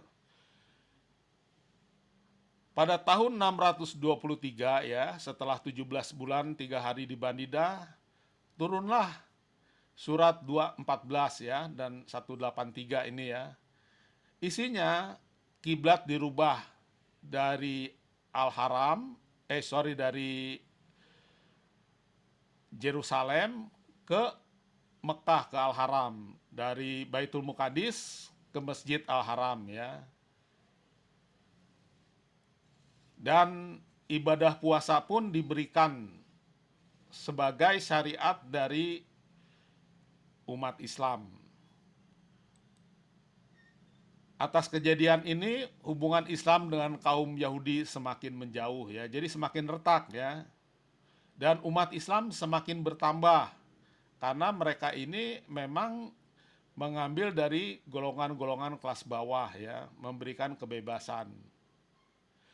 8 tahun Muhammad menetap di Madinah, Islam berkembang dengan pesat ya. Jumlahnya mencapai 10.000 lebih. Jadi pada tanggal 10 Ramadan setelah 8 tahun hijrah ya dari Mekah, ini sekitar tahun 630, Muhammad menyerang Mekah ya dengan 10.000 pasukan dan Mekah dikuasai tanpa ada perlawanan. Jadi luar biasa ya. Jadi bagaimana perkembangan Islam yang sangat pesat di Madinah dalam tempo 8 tahun, dari jumlah tidak sampai 100 ya, tidak sampai 100 kalau tidak salah, itu bisa menjadi 10.000. Luar biasa ya. Nah, saya sendiri melihat bahwa ada campur tangan Tuhan di situ. Makanya kalau kita diskusi ya, jangan kita terlalu menjelek-jelekan Muhammad seakan itu ajaran sesat ya. Kita harus memahami bahwa Muhammad ini membawa ajaran tauhid ya, dan memakai Taurat dalam berdakwah pada zaman jahiliyah ya, zaman para penyembah berhala. Namun, ini menurut pengamatan saya, seperti Nabi Daud, Muhammad tidak terlepas dari kesalahan. Muhammad dibimbing oleh Tuhan, tapi dia juga ada melakukan kesalahan. Mengenai Al-Quran sendiri kita tidak tahu kebenarannya karena bukan Muhammad yang menulisnya. Al-Quran sendiri tidak diperintahkan oleh Muhammad untuk ditulis. Walaupun ada kata ayat di Alkitab bahwa Al-Quran itu dijaga oleh Allah ya. Jadi kita tidak boleh menjelek-jelekan Al-Quran, menjelek-jelekan Muhammad berdasarkan ayat-ayat yang tidak baik di dalam Al-Quran. Karena ayat Al-Quran sendiri bukan ditulis oleh Muhammad ya. Sama seperti Daud, Muhammad pun melakukan kesalahan ya. Dan kalau kita lihat bahwa Muhammad pun minta didoakan ya, dia pun merasa bahwa keselamatannya pun tidak terjamin ya. Tapi bagi umat Islam umumnya keselamatan Muhammad terjamin, tapi sebagian dari umat Islam keselamatan itu adalah hak dari Allah ya, hak prerogatif Allah. Jadi tidak tahu selamat atau tidaknya hanya Allah saja yang menentukan. Perintah dari sembahyang hari Jumat bagi umat Islam itu diambil dari surat nomor 62 Al-Jumu'ah. Ini turun tahun ke-6 Hijriah ya. Yang isinya saya ambil yang 62.9. Hai orang-orang beriman, apabila disuruhkan untuk menunaikan salat Jumat, maka bersegeralah kamu kepada mengingat Allah dan tinggalkan jual beli, yang demikian itu lebih baik bagimu jika kamu mengetahui. Mengapa surat ini turun? Jadi kita ambil sendiri dari buku Ibnu Katsir ya, ini tafsirnya. Jadi turunnya surat Jumu'ah itu terjadi saat Muhammad menyampaikan khotbah, berpidato, datang pedagang dari negeri lain ya. Dan kalau pedagang itu datang, dia pakai musik, pakai bunyi-bunyian, kelenengan ya. Jadi di tenda-tenda itu mereka mendengar kelenengan. Dan mereka keluar meninggalkan Muhammad yang sedang menyampaikan khotbah. Turunlah ayat ini ya. Jadi turunnya ayat ini itu isinya jangan meninggalkan kumpulan ya.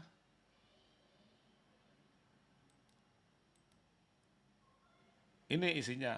Hai orang beriman, apabila kamu diseru dipanggil ya sembahyang pada hari Jumat, maka hendaklah kamu bersegera kepada mengingat Allah atau sembahyang Jumat, dan tinggalkanlah berjual beli atau perniagaan, itulah yang terlebih baik bagimu jika kamu mengetahui.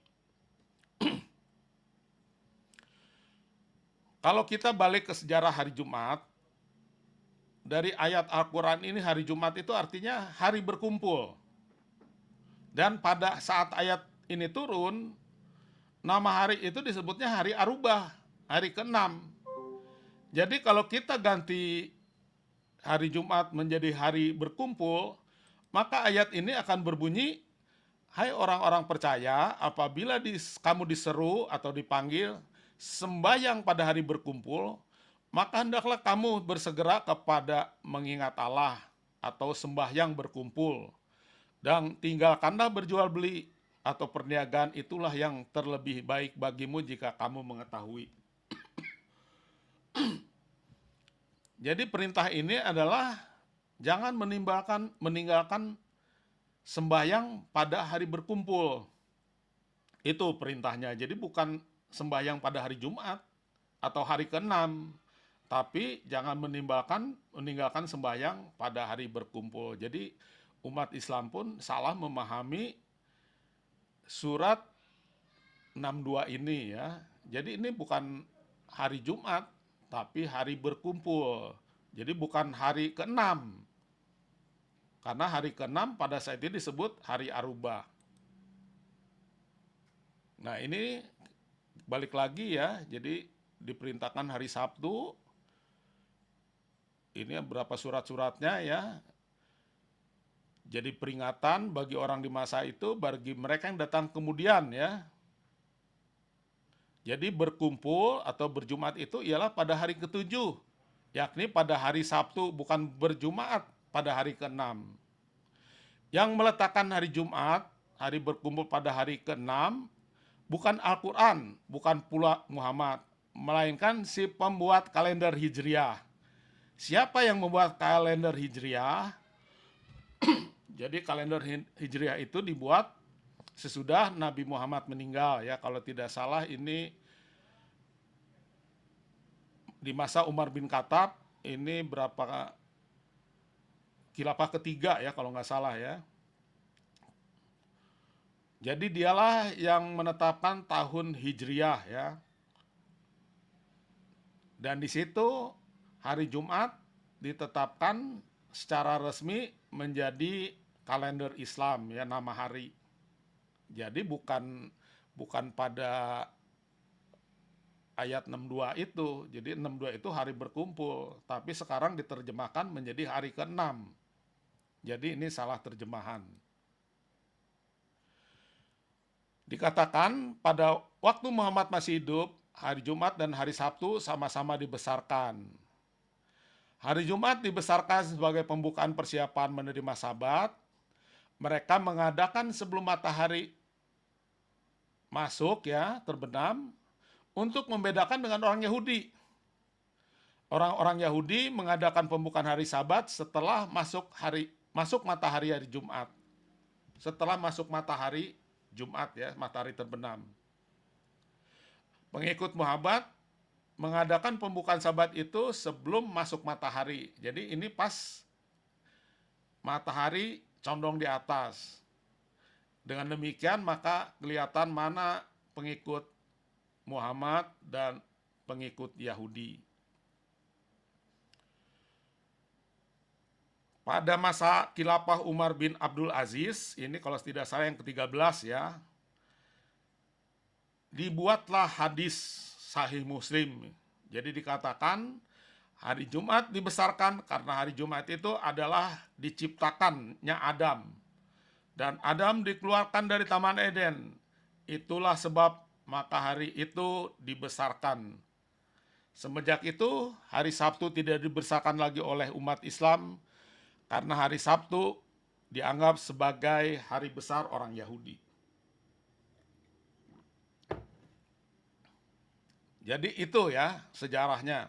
Jadi secara perlahan hari Sabtu ditinggalkan karena muncul permusuhan ya, udah tercipta antara orang Islam dengan orang Yahudi.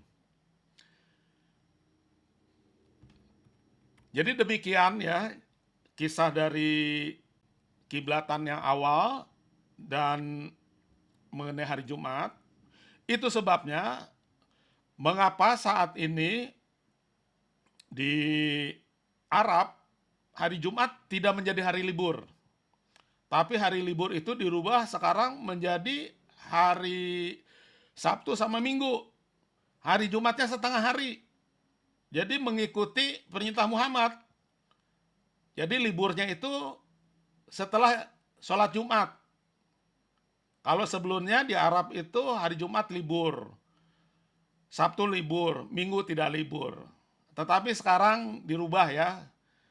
Saya lupa semenjak tahun, kayaknya awal Januari ditetapkan oleh kerajaan Arab Saudi ya.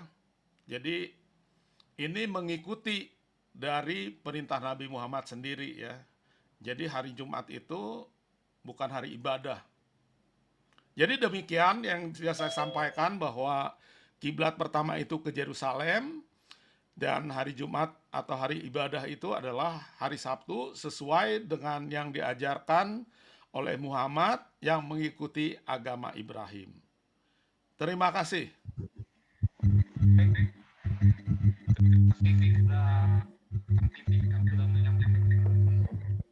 Paparan di luar untuk kesesuaian ini. Sederhana lagi. Agak putus-putus Roy. Agak dekat suaranya. Agak putus ya. Iya. Mungkin saya perlu lift sebentar ya. Udah bagus, udah bagus. Udah bagus ya. Oke, kedengaran? Bagus. Ya, terima kasih kepada Kang Tigor atas pemaparan yang begitu luar biasa yang saya pikir untuk kesekian kalinya ya diulangi, tetapi dalam bentuk yang lebih sederhana. Walaupun tadi katanya agak kurang sehat, agak sedikit pilek begitu, tetapi pemaparan yang luar biasa dapat diselesaikan dan kita akan masuk kepada ruang tanya jawab. Mungkin kurang lebih 10 menit lagi kepada teman-teman yang mungkin menginginkan penjelasan lagi, silakan bertanya. Kami berikan kesempatan. Pak Roy, mau tanya dong. Baik. Silakan Pak. Ya, Pak Tigor, terima kasih atas penjelasannya, Bang Tigor. Saya mau lebih dalam lagi, tolong dijelaskan akar permasalahannya itu loh. Dari mulai menjauhnya Muhammad dan Yahudi, apakah hanya karena diolok-olok atau ada sebab lain gitu yang lebih bersifat mendasar sehingga sampai sekarang kok kayaknya susah untuk bersatu. Tolong dijelaskan, diberikan pencerahan, Bang Tigor. Terima kasih. Silakan Kak. Baik, terima kasih Pak Gunawan. Jadi memang pada awalnya itu umat Islam atau Nabi Muhammad banyak mengambil ajaran-ajaran dari Al-Quran ya. Karena, dari Taurat. Karena ajaran dari Taurat itu ajaran Tauhid. Salah satu permusuhan utamanya itu hingga sekarang ya, orang Arab itu tidak mengaku, orang Israel itu tidak mengakui kenabian Muhammad ya. Jadi kejadiannya kan Israel kan mengharapkan kedatangan nabi berikutnya ya, yang yang disebut Jadi Israel itu atau Yahudi menunggu kedatangan raja yang ditunggu-tunggu itu ya. Waktu Yesus datang, mereka menolak. Bukan Yesus yang ditunggu-tunggu ya. Dan mereka masih berharap kedatangannya ya. Makanya muncul Zionis. Zionis inilah yang menanti kedatangan penyelamat bangsa Israel ya. Nah, Muhammad datang. Dia datang mengaku sebagai penyelamat itu, tapi diolok-olok sama orang Israel. Kok kamu datang tapi kamu meniru agama kami gitu. Apa yang disampaikan itu datang dari Taurat. Dan orang Yahudi itu kan sifatnya tuh kurang bagus ya. Mereka itu sangat sombong karena mereka memang pintar, kaya-kaya dan diberkati ya. Jadi kalau dari segi agama, jadi mereka itu terputus karena tidak mengakui kenabian dari Muhammad ya. Dan sedangkan Muhammad sendiri mengakui kenabian Isa. Kemudian Israel itu, Yahudi tidak mengakui Isa juga. Jadi itu salah satu dari segi segi keagamaan mereka bermusuhan ya. Jadi hingga saat ini antara Yahudi dan Islam itu tidak bersatu ya. Mungkin Bang Ucok bisa tambahin. Silakan Kang Ustadz. Cukup jelas sudah. Ya, silakan Pak Gunawan. Ya cukuplah kalau memang dasarnya itu. Ya, jadi ada beda persepsi ya kayaknya ya begitu. Karena sampai sekarang Isa itu bukan dianggap nabi oleh orang Yahudi ya. Dan Betul. mereka masih menunggu kedatangan Iya. sang penyelamat Israel itu. Makanya mereka dikenal dengan sebagai Zionis ya, yang akan datang di Bukit Zion. Jadi Pak siapa ini Pak Tigor, kalau kita mau mendekati saudara kita itu, kita sebaiknya menanggalkan segala pengetahuan, kepintaran kita ya, dan milik kita gitu ya, supaya bisa diterima gitu. Atau bagaimana menurut? Kalau menurut saya ya, pengetahuan itu penting ya. Jadi kita mengetahui mengenai agama Islam, mengetahui isi Al-Quran, kebaikan dan keburukannya, kita sampaikan dengan rendah hati ya. Maaf ya. Jangan kita menghina-hina umat Islam. Karena kenapa? Setiap orang tidak suka keyakinannya itu diremehkan ya. Kayak di grup juga ya, saya lihat ada satu kawan kita memang sifatnya begitu ya. Saya lihat berkata kasar, dan kalau bicara ber-Al-Quran itu seakan-akan keburukan, sehingga teman kita agak tersinggung ya. Jadi kalau kita menyampaikan ajaran kebenaran kepada saudara sepupu kita, sampaikanlah itu dengan rendah hati ya, dengan bantuan Roh Kudus. Percuma kita memiliki kepintaran, pengetahuan, tapi kita tidak memiliki tuntunan Roh Kudus. Jadi sia-sia ya, itu tidak akan menyelamatkan kita, juga tidak menyelamatkan orang lain. Jadi kepintaran kita itu hanya jadi cobaan bagi diri kita sendiri. Jadi saya melihat kadang-kadang kita malah menjelek-jelekan umat Islam tanpa menarik jiwa mereka ya.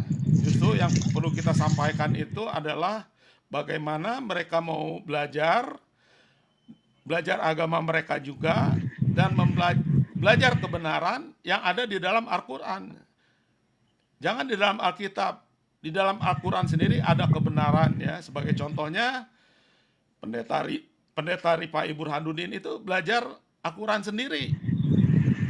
Dia mendapatkan Injil kebenaran itu dari belajar Al-Quran sendiri ya, tanpa didawah oleh orang Kristen. Luar biasa ya. Jadi kita bisa mengajak umat-umat Islam untuk belajar Al-Quran dengan baik. Itu lebih baik ya, daripada kita menjelek-jelekkan umat Islam. Hasilnya nggak ada, hanya bikin permusuhan aja. Itu saya rasa Pak Gunawan. Ya, Jadi di grup juga sebaiknya jangan terlalu kasar mengenai Al-Quran gitu. Tapi kita sampaikan yang baik, dan yang tidak baik itu kita sampaikan, tapi dengan sebaik-baiknya lah, jangan menghina gitu. Silakan Ibu Grace. Terima kasih atas kesempatan yang diberikan. Memang betul kata Bang Tigor, jangan kata kita menghujat ataupun menjelek-jelekkan keyakinan mereka ya. Sedangkan kita nggak menjelek-jelekan aja, bagi mereka sudah nggak bisa menerima kita karena keyakinan itu yang berbeda ya. Cuma di sini Bang Tigor, saya dapat di YouTube katanya pemerintah Arab Saudi akan merevisi Al-Quran. Itu kayaknya perlu kita lihat ya, karena katanya salah, maksudnya kurang tepat artinya, makna yang dari Quran yang asli itu katanya tidak persis dengan yang aslinya. Saya baca di Quran itu di YouTube itu negara Arab Saudi ini ingin merombak itu Wah, kita jadi lebih kebingungan mungkin ya, Bang Tigor ya. Baik, terima Dan kasih Bu Grace. nyambung. Sama seperti Alkitab ya. Jadi Al-Quran juga mengalami revisi ya. Jadi kalau ada yang bicara Al-Quran tidak pernah direvisi, berarti dia nggak tahu banyak mengenai tulisan Al-Quran ya. Al-Quran sendiri mengalami banyak revisi ya, kalau kita lihat sejarahnya ya. Yang tadinya Arab gundul, tidak ada titik koma, sekarang memakai titik koma. Dan itu mengalami beberapa revisi. Jadi bisa saja kalau nanti direvisi, diperbaiki, dan itu sama kayak Alkitab. Alkitab juga mengalami beberapa kali revisi ya, tapi tidak mengubah isinya. Demikian juga Al-Quran ya.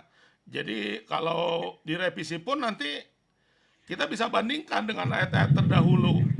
Dan merevisi ini bukan sesuatu pekerjaan yang mudah ya, karena ini memiliki tanggung jawab yang berat. Jadi sah-sah aja kalau mau direvisi ya, karena Al-Quran sendiri sudah mengalami beberapa kali revisi. Dan perlu saya sampaikan ya, yang direvisi itu kitab ya, mazhab kumpulannya. Kalau Quran sendiri tidak bisa direvisi. Yang dimaksud dengan Quran adalah perkataan Allah ya. Jadi yang direvisi itu kitab-kitabnya ya. Itu saja, terima kasih. Oke, baik. Terima kasih. Mungkin kita kembali fokus kepada kiblat Yerusalem dan Jumatan dulu. Kalau mengenai revisi ada ininya, ada jalurnya. Ya, silakan. Ini saya lihat ada chat ya. Sebentar, saya ke chat dulu ya.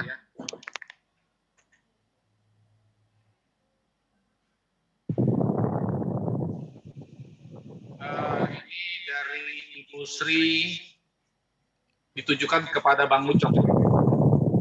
Mungkin Kang Tigor saya lihat sudah mulai main pakai serak. Nah, Bang Ucok nih, Kang Ustadz harus komentar nih. Apa pendapat Abang tentang Dr. Bambang Mursena di YouTube menjelaskan mengenai agama Islam dan Kristen? Mohon penjelasannya. Silakan Kang Ustadz. Ya, kalau sudah nonton YouTube ya sudah tahu lah penjelasannya. Ya. Jadi Mbak Sri, ya kan sudah nonton YouTube-nya ya sudah tahu menilai. Jadi Bambang Mursena ini seorang mualaf, orang pinter, ya. Dia sekarang Kristen Ortodoks Syria. Ya, yang dia terangkan tentang Islam benar, yang dia terangkan tentang Kristen benar, bagus. Jadi boleh belajar dari dia, ya. Tentang Islamologi bisa belajar dari dia. Tapi kalau tentang Alkitab nggak usah lah. Mau tentang Alkitab belajar dari orang Advent aja, yang mungkin lebih paham. Ini mohon maaf karena Bambang Mursena itu mingguan, bukan Sabtuan. Jadi Islamologinya aja silakan. Oke, terima kasih. Singkat jelas. Bagaimana? Ada lagi yang lain? Ini kayaknya enak. Kita hanya beberapa nih, jadi bisa puas. Apalagi yang menyangkut Yerusalem dan Jumatan.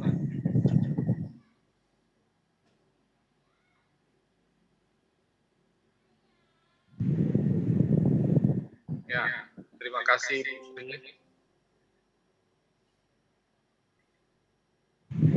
Silakan Pak Siombing. Saya melihat sudah buka kamera ini. Pasti ada sesuatu yang disimpan selama ini ingin ditanyakan. Silakan Pak Siombing.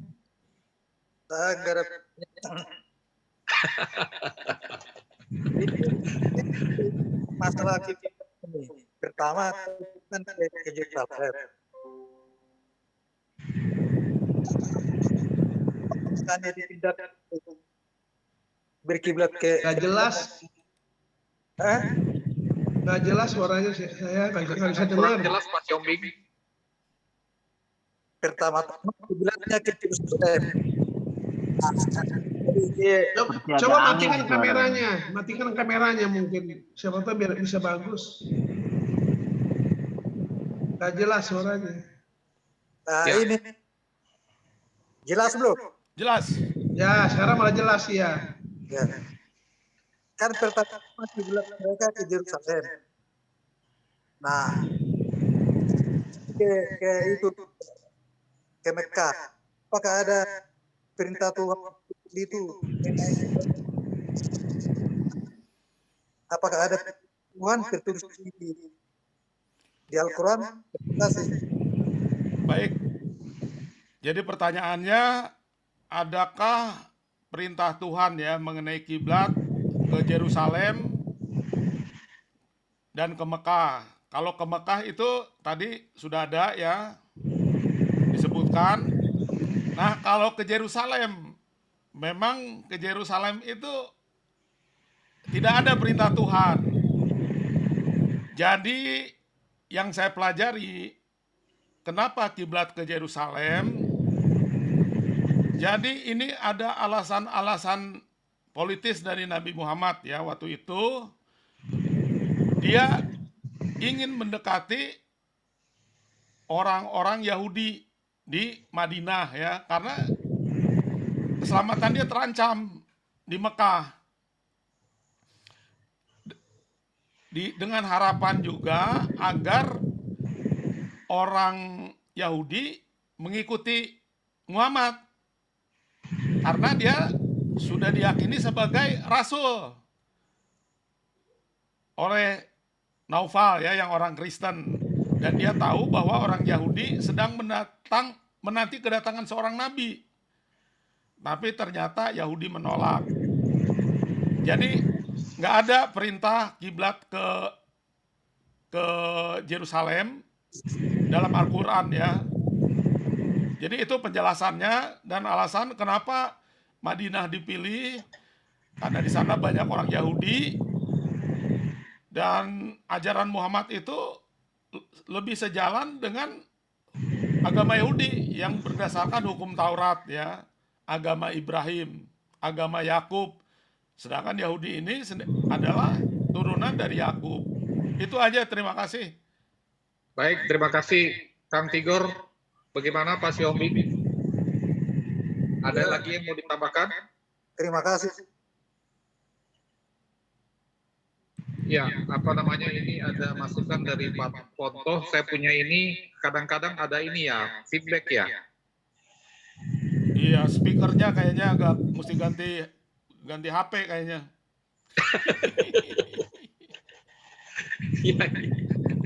Ya, silakan. Coba saya matikan, saya punya ini ya, saya punya speaker ya. Mungkin Kang Tigor bisa ambil alih sementara.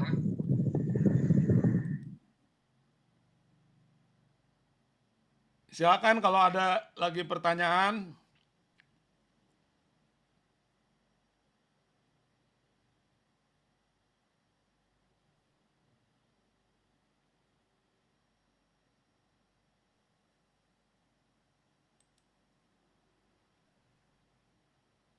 Ada lagi saya.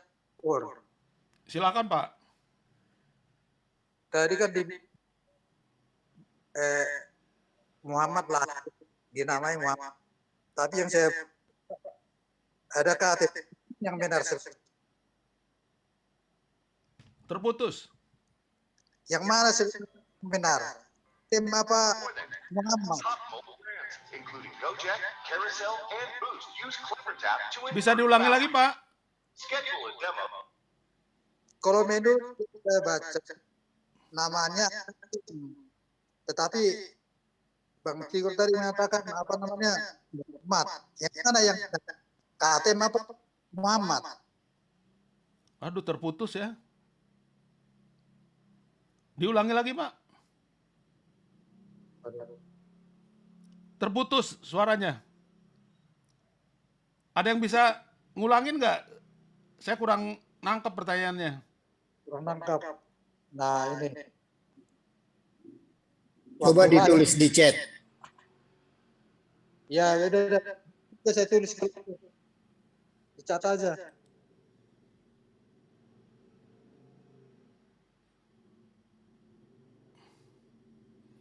Ada pertanyaan juga dari Ibu Sri Panjaitan di chat, orang Islam suka berdoa Al-Fatihah. Maksudnya Al-Fatihah itu apa. Jadi Al-Fatihah ini surat Al-Fatihah ya. Jadi ini intisari dari ayat Al-Qur'an ya. A'udzubillahi minasyaitonirrajim. Bismillahirrahmanirrahim. Malik ya umidin, ya karena budaya astakin, ya karena sirotol, saya udah lupa ya, tapi bunyinya kayak begitu. Jadi kalau waktu SD kita sangat hafal itu karena sebelum masuk kelas, sebulan memulai kelas, dan pulang kita selalu membaca Al-Fatihah. Jadi ini surat pertama dari Al-Quran, dan intisari Al-Quran ya. Jadi bimbinglah kami ke jalan yang lurus ya, sirotol mustaqim. Jadi itu doa Al-Fatihah ya. Ini doa yang paling sering diucapkan oleh umat Islam ya.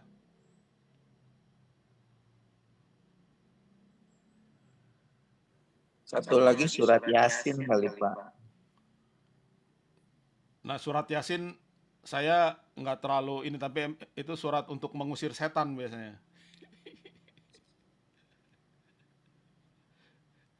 Banyak surat-surat doa ya di Islam itu.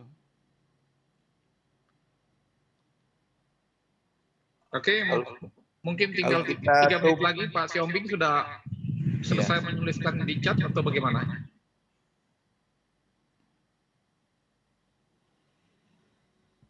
Yang benar, mana yang benar? Nama Rasul itu Katem atau Muhammad? Itu pertanyaan dari Pak Siombing. Saya baru tahu ada nama Katem.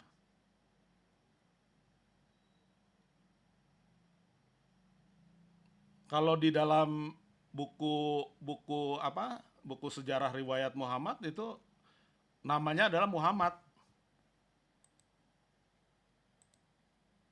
bukan Ya, Katem ya. Mungkin Kasim mungkin maksudnya.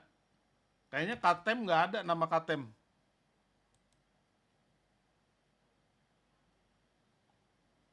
Kalau Kasim laki-laki yang dikebiri. Ya, Mungkin Pak Ucok tahu tuh jawabnya.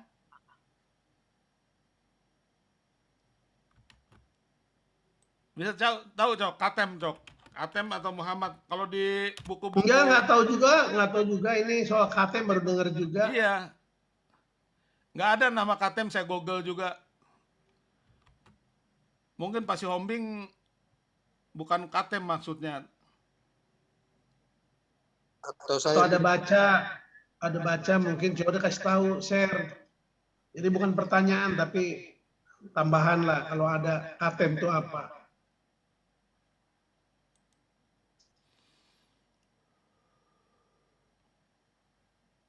Mungkin kalau Pak Siombing nanti ada pertanyaan bisa melalui WA grup ya? Atau chat langsung lah kalau nanti sudah ketemu yang dimaksud. Iya. Baik.